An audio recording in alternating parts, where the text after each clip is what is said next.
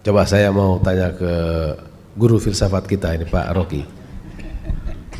Saya ingin mulai dari gini, apakah memang masyarakat itu harus tetap piramidal gitu? Jadi piramidal, tetap berbentuk piramidal. Jadi ya bahwa orang yang pintar sekali hanya sedikit di puncak, orang pintar di bawahnya lebih besar sedikit, agak pintar terus sampai ke paling bawah gitu, sehingga tidak ada yang berubah dalam struktur dan stratifikasi masyarakat. Bedanya sekarang itu tidak ada sekat dan arusnya bisa besar lewat media sosial, Bung Rocky. Ya, itu ideal yang dibayangkan oleh Plato, Socrates, bahwa masyarakat yang aristokratik semacam itu yang ideal sebetulnya tuh. Dengan anggapan bahwa nggak ada KPK, nggak ada KPPU, nggak ada OJK itu yang ngawasi. Jadi secara logis orang yang berpikir elit, dia juga akan bersikap elit gitu. Nggak norak, nggak ceroboh, nggak serakah, kan elitis kan begitu sebetulnya kan. Tapi yang terjadi di kita, piramidanya terbalik. Yang norak serakah itu justru banyak di atas itu. Jadi semacam mobokrasi yang membusuk. Dan itu justru yang jadi lahan investasi dari produsen hoax itu, siapa tadi, grupnya itu, Saracen. Seandainya itu benar sebelum diteliti itu.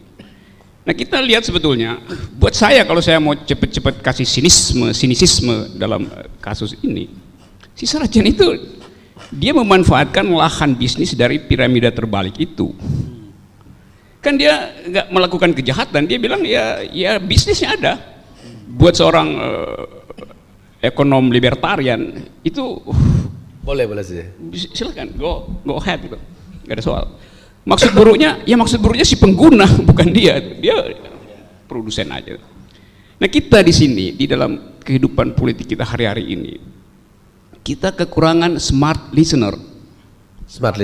Nah, itu yang menyebabkan orang ingin. Saya potong dulu sebentar, ini penting. Pendengar radio ini disebut smart listeners. Ya, saya baca itu tuh.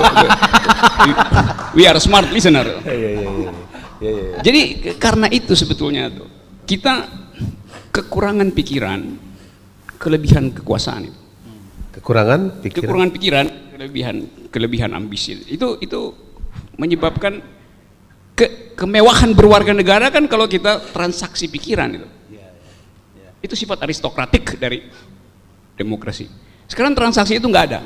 Karena tadi lebih banyak yang disebut dari Bung AS Laksana tadi juga ya. Yang bodoh, ini soal bodoh itu ya. Betul. Dan kebodohan itu bahkan didaur ulang di dalam pers tadi yang konvensional. Kita nggak lihat misalnya ada semacam editorial yang membuat semacam analisis tajam, mengendapkan persoalan, lalu beri semacam sinyal akademik, sinyal kultural pada publik. Enggak. Editorial pers sekarang ini ya persis sama dengan berita, nggak ada pendalaman itu. Jadi kekurangan pendalaman menyebabkan mobokrasi itu membesar. Jadi piramida terbalik itu makin besar. Nah, itu adalah lahan investasi dari produsen hoax. Oke, kita hentikan dulu, kita lanjut lagi nanti dengan Bung Rocky. Pastikan Anda masih dalam Perspektif Indonesia.